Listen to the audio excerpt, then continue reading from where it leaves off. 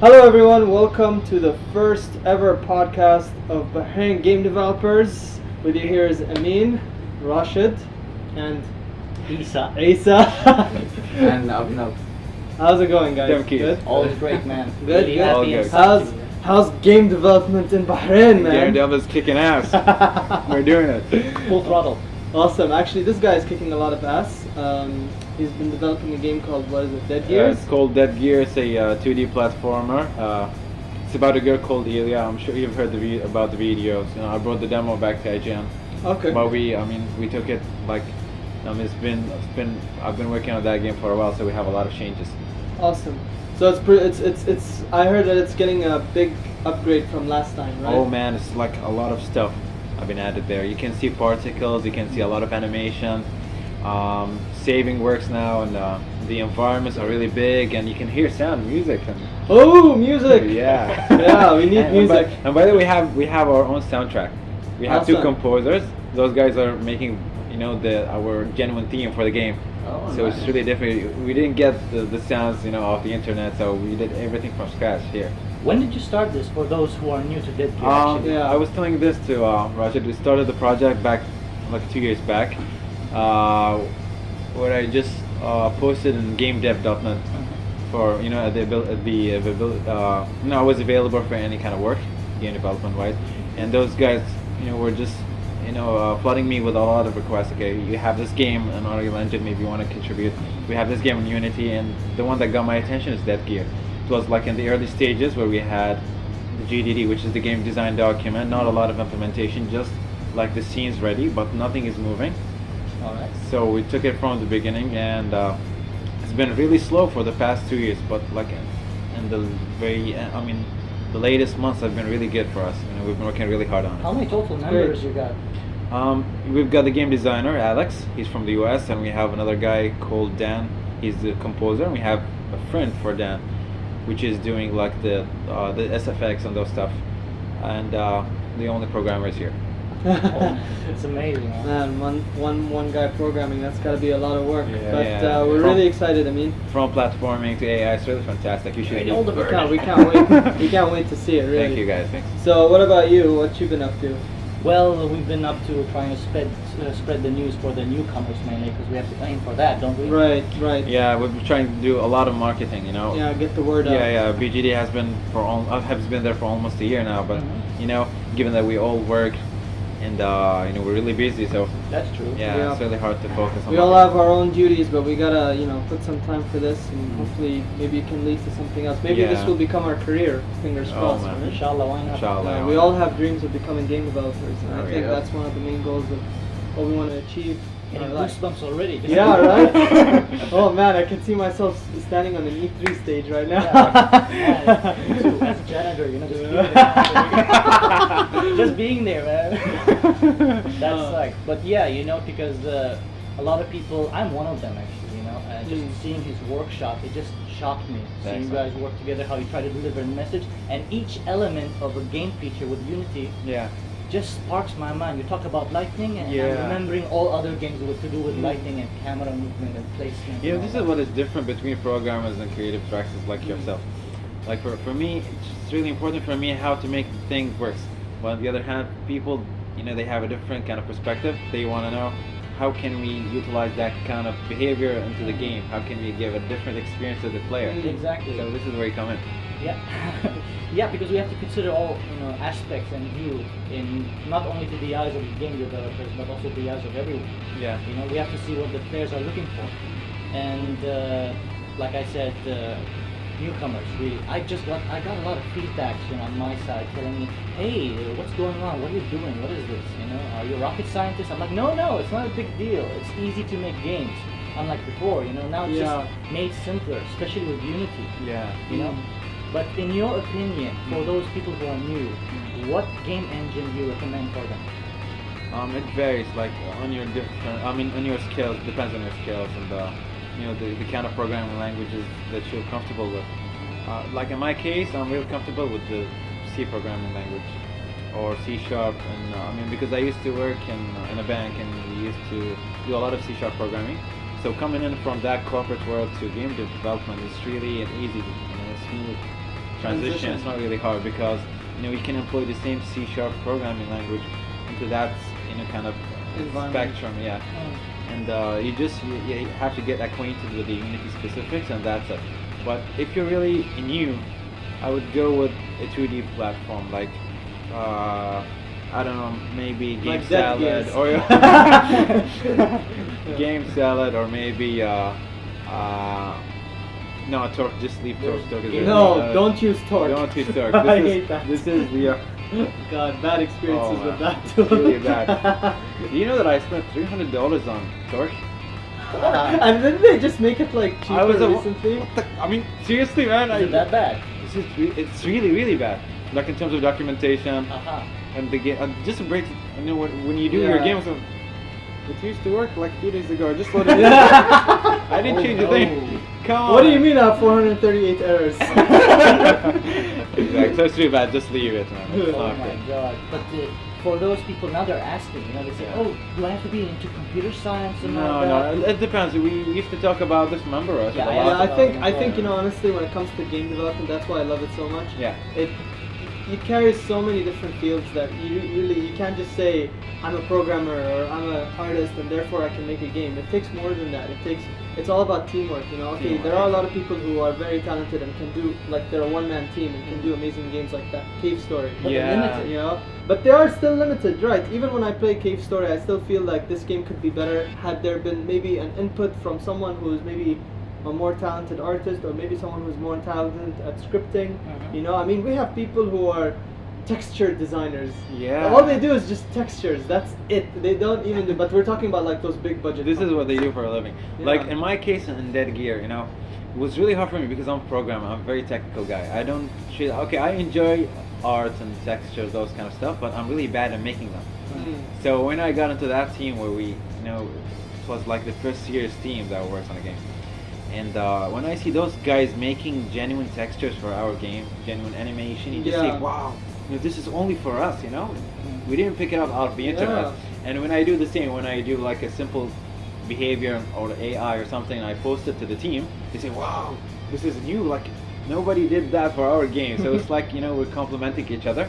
Exactly. So coming back to his point, yeah, it's like collaborative work, so you have a lot of work. Everyone has their own personality when it comes to making a game. Even for me, I'm trying to search like what suits me in the role of game development.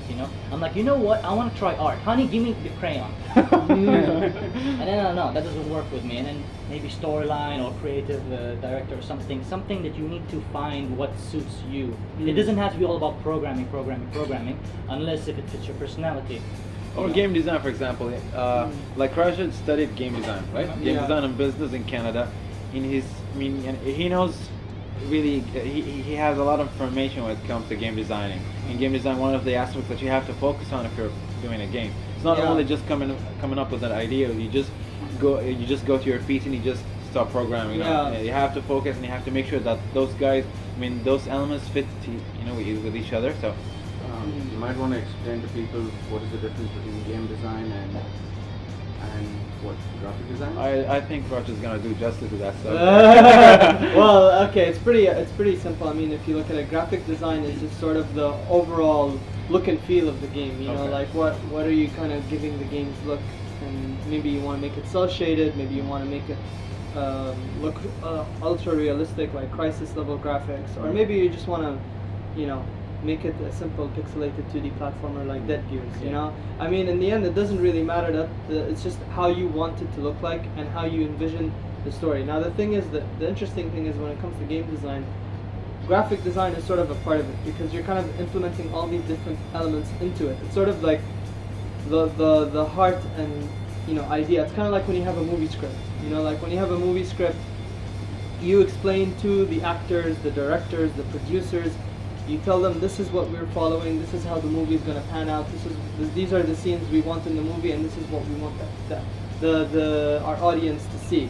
And it's sort of the same thing when it comes to game design. You have to create a game design document, and it has to be a very detailed documentation. It's more detailed than a script because it's going to include multiple layers of programming. What physics are we going to be using? How do we want the player to feel at this specific moment? Of course, the challenging part is trying to it's not trying to get a good idea. It's trying to make others to understand your idea. To share your vision. To share your vision, exactly. Getting your message across is one of the most challenging things when it comes to game design, because you basically have to let them see your mind.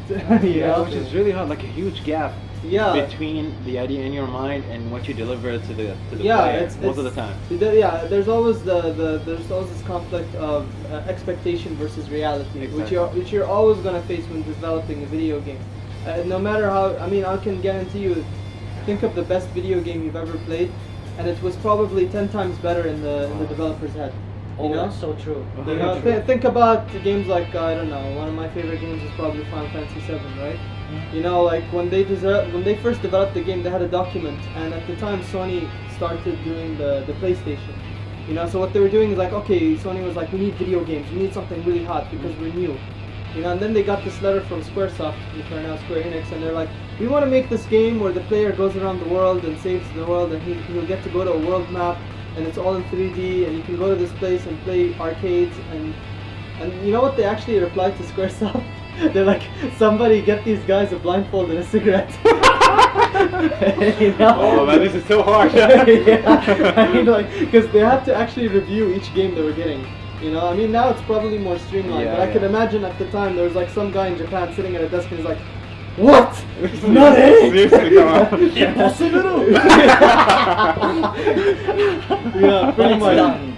It's done. Yeah, but you Yeah. know, at the time Squaresoft were like, no, we're banking all our budget into this game, and look what Mm. happened. You know, Wow, yeah. I can imagine they probably had a lot of things they wanted to include, but it just didn't happen. Mhm. But the point is that at the end they were able to deliver their message. You know, players will In a very nice way. still appreciated it for what it was, and even till now it stands the test of time as one It's of the still best a bit games. ahead of its time, you know. Yeah, I mean, yes, the graphics look like Lego. Pretty It's much. Yeah, but imagine that, like back in That- that yeah. time, Yeah. that was like the boom. You know? Yeah, especially the whole graphics turning, I mean the whole background or level turning into a movie. Mm. Like that was a really cool transition. I've never seen that happen. You got before. spiky hair there. Yeah, Hey, whoa, man. He has spiky hair and he always does this. Yeah, has hooves for hands. That's okay. Still a great game, beautiful game. Yeah. Let's talk about the stuff that we're gonna have like in the next 2 Oh months. yes, Yeah. of course. So what do we have in the next 2 months, Lisa? We got those workshops coming up. One is prepared by you, hosted, and we got as well for Zainab, Yeah. game design. So we've got one for Zainab, which is about game design. Taken. It's free. It's free, right? Yeah, of Make course. sure you attend. And we have another one which is Unity, like beginner kind of tutorial, where it's gonna be probably presented by me, but it's the work of Abhinav. And yeah, so those two workshops, the game design is gonna happen on the 31st of May. Make sure you put that in the calendar, 31st of May. 31st Come, of you May. wanna be a 31st game of May. developer, It's right? free. It's free. You want to make games? Join. At Okay. the very and- least, you'll learn something. I know I'm gonna learn a lot. And we have the other workshop, which is the Unity 2D workshop, that is gonna happen on the 14th of June. Both workshops are gonna happen on Saturdays, so you have no excuse to not come. And probably, I mean, we're still searching for a venue, but we have one in mind that's like 90% confirmed. With, but we're gonna tell you about that later when we're 100% sure. But yeah, those are the 2 days. We have a game jam coming, the first game jam ever on Bahrain. ever. So even though if What's a you're- game jam actually? Because I don't think some reviews it's are, like a hackathon where a lot of people. What the heck is a hackathon? It's like, here, I'm gonna answer your question with another question. I'm gonna go easy with the terms. Okay. Okay. So it's a 3 days contest where we have a lot of game developers in Okay. the same room. It's not a room, it's a hall. It doesn't have to be game developers, even beginners. right? Yeah, Yeah. even beginners. The whole thing it starts with an idea that's gonna be sparked at the day of the event, where the people coordinating the event are gonna come up with an idea and they're gonna tell us the idea on that specific day. And we as developers, we have 3 days to develop the game. Yep. So they'll give us an idea of what they want. Yeah, it's So- like an idea. It's like a theme. Do we have to sit in a room for 3 days? Not really. Like, this is what Because we I do. gotta bring my soap and shampoo. We gotta bring it in, and then we Bring your can't. shaver. No, the way they're gonna do it is that you have 3 days starting from 8 in the morning till Okay. 8 p.m. Okay. on the course of 3 days. But on the last day, it's not gonna be till 8 p.m. It's gonna be till 2 or 12. I'm not sure, but I think 2, where you get to present your idea to the whole people there. It's gonna be open. A lot of people are gonna come. It's really open for the public. So even though if you're not a game developer, you can come in and you just look to the game developers, crunching and that kind of atmosphere. It's really nice because even for experienced game developers like the ones that we have in the scene, not really, we have few, but coming to those events, you get to see a lot of faces. You get to make connections, which is really valuable at that stage, and specifically in our scene. So yeah, this is coming up in June, in the end of June. I'm not so sure, but I guess 19th, 20th, and 21st. Again, this is free as well. This is free as well, so make sure you come in. It's open and you're gonna have a lot of fun. This is the first time we do the game jam here in Bahrain, so it's a big thing for us. Yeah, obviously. I mean, I recall having a game jam once in Canada, and it was quite the experience. Wow. Everyone was just sitting, and then eventually the BO started, and the room started. No, I'm just kidding. But it was a very intense moment because we had what was the idea? It was basically just. There was no limits really. It was just come up with a game, and one person came up with a really interesting idea. It was called, I don't know, I don't remember the name of the title, but basically you control a beard. Okay. Yeah. Wow, and this then, is really weird. And then you get to see people walking on the street, and you possess people with your beard. So, so every time it's like bearded. I'm sure that guy was like that. And no, the guy had an awesome beard too at the time. So it was probably like, I need to come up with a game idea. It's like. No, those guys are really fantastic. I mean, especially in this game jam in Bahrain, it's going to be really flexible. You get to use whatever tool that you're comfortable with. So we have to bring our own tools, of course. You're going to bring up your laptop, a network cable, LAN cable. So, and the electricity and the sockets are already there. So you just need to bring your machine, which is really fantastic because if you think about it, there's no need for any setup time on those machines. You just bring your gear and that's it. Yeah, I mean, I don't like coming on, whenever I touch a new PC, I'm like, yeah. I gotta change so many settings. Yeah, exactly. But yeah. So minimum member, maximum I think member. the maximum number of people is 4. Yeah. Minimum 2, according to them it's maximum 4. 4. Yeah. And we have to tell you that we've got one here. But she's camera shy. Yeah, she's really shy. Yeah. So we the maximum number of the team is 4. So make sure you get your team from now on, and just be ready for the game jam. It's going to be a lot of fun. Even though if you don't, you just get to see a lot of faces, and you learn a lot of things. Yeah. It's a key event in our history. It is. And Amazing. this is what we have for the next 2 months. It's going to be interesting. I'm Can't really wait. excited. We're close now. Also, what about the events? I think we need to talk about that. I think we've got 2 events like comics. There are comics in Bahrain, which is happening Even next on the 3rd of May. 3rd of May, yeah. On the 3rd of May, and it's a 1-day event. Yeah, and it's also, I think, free admission too, which is great. Yeah. So if you guys want to come, We have our booth on that. We're gonna have a booth for Bahrain Game Developers, where we showcase the work that we've done the past year from people here in the scene, and yeah. Also, I think we're going to be at Animania. Animania 2014. Yeah. We're gonna be there. I think we're gonna be prepared. Better than the last time we were there. Yeah. I think they're bringing. Well, last time was pretty. It was really intense. It was only me and you. Yeah, it was only me and him, and we were just standing on. I remember how the crowd came, and we're just they're all gawking at your game at the time. Yeah. I can't just wait to let them see the gameplay. Yeah, I'm excited too. We all want to see Demkeys. Oh man, the BGD army is growing. Yes. Yeah. We're coming. We're also strong with this one. So I mean, it's gonna be cool. It's a 2 days event, or it's a 3 days? No, actually, it's a 1-day event. Oh, they changed Yeah, it. I got confused here, but it's apparently just Friday. Okay, cool. They have Oculus Rift coming as well, I think. Oh yeah, I think the Oculus Rift, the development kit, right? The second one. So, yeah. Because the second one's really different from the first Yeah, one. is it wireless? Because I'm getting sick of the wires. I'm not really sure about it. Oh, whoa. No, because I was playing the game and I'm like, wow! I was like, oh crap, I'm strangling myself, By the way, have you seen that demo, the roller coaster demo for? Yeah, the Russian guy, right? Yeah, wow, this is really fantastic. You should have seen the reaction of people. People they're playing thing and you can say, oh, I'm gonna fall. And you get to have somebody and you just making sure that you don't fall. And then Oh my god, prepare a bucket just Actually, in case. actually, my dad,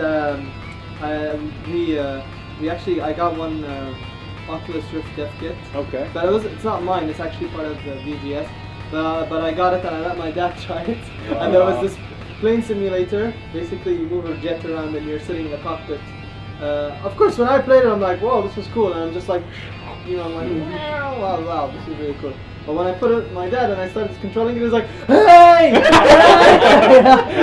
You should have uploaded that. I know, I really should have, but I just did not see that coming. I thought my dad was like, he's just gonna be like, wow, this is cool, you know, and then it's like, hey, stop it! Stop it now!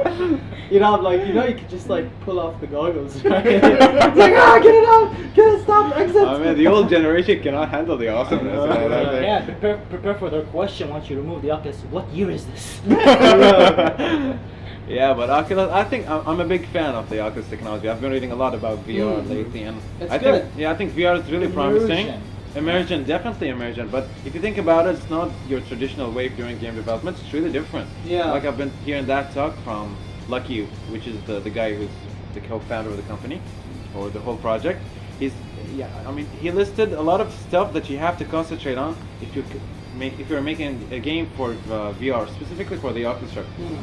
Like stuff like the GUI you cannot put the GUI in your face, because if you think about it, I mean, you as a player, when you move your head, the GUI is gonna be stuck to your face all the time. Well, what if you're like a? Yeah. But I'd like that idea, because like, what if you're like a super soldier, you know, like Terminator style? and you're Yeah, I mean, you can make it 3D like part of the scene, and there's this this phenomenon where you get sickness using the Oculus I did Rift. actually get sick a couple of Seriously? times. No, because there were some games that weren't fine-tuned. Okay. So like, I was playing this one game where it's called Dead Halls, and that game gave me the creeps, because it's pretty much a scare simulator. That's what I call Oh, it. right. This is your specialty. Because I'm just walking through the hallway and it's like randomly generated rooms, and sometimes like a zombie pops out. So yeah, and it's all in virtual reality. So I'm just like, you know, I'm just doing this the whole time, like, oh god, oh god, you know.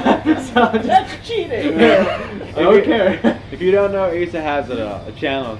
You know, he's Yinzu Gaming. He's Check it out. doing a lot of let's play, Mostly videos. indie games, but Yeah, for horror games. So we should, Barjan, just give you a. Yeah, we should. If you guys are interested, why not? Yeah. Oh, you should watch his videos. They're good. Yeah. Especially Outlast. He screams like.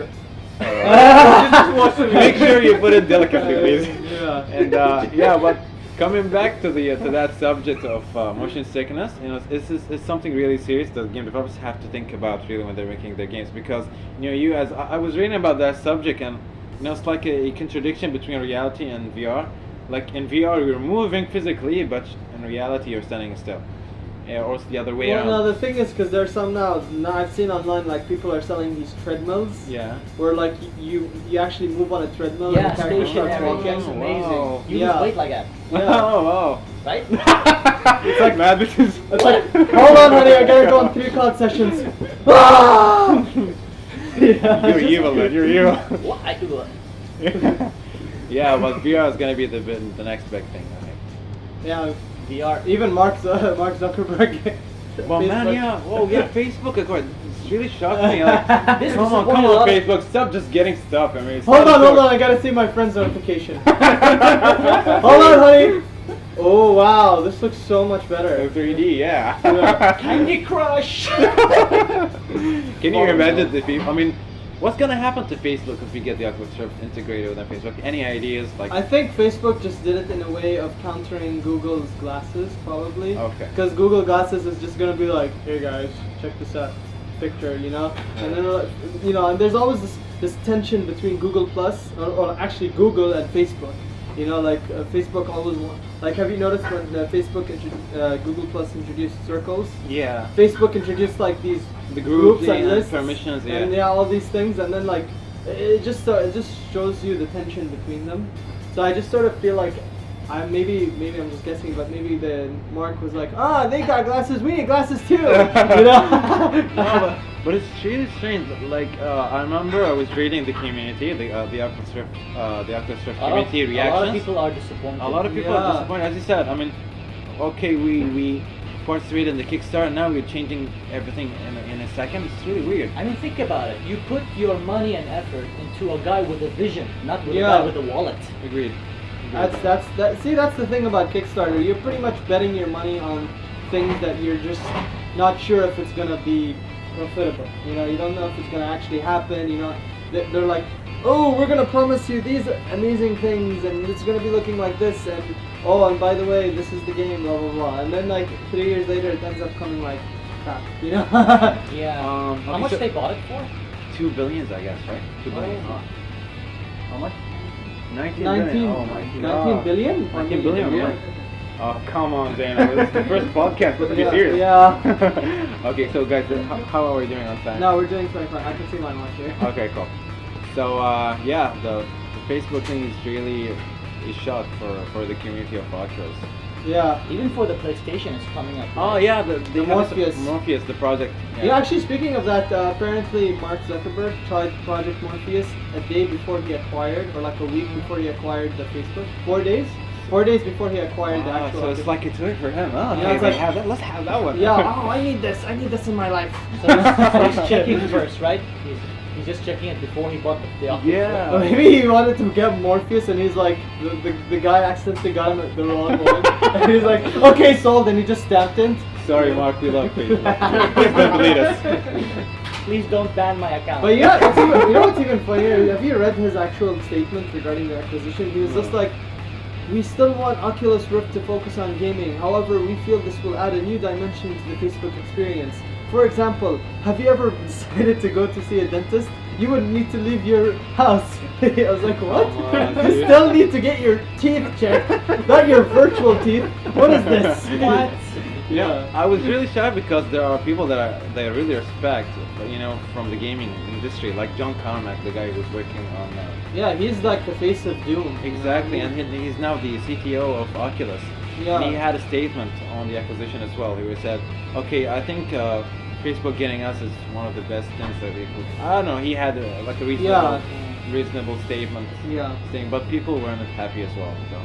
Yeah, I think because, you know, like when the Oculus was introduced in Kickstarter and people were pledging their money, they all assumed that this was just completely 100% dedicated to gaming.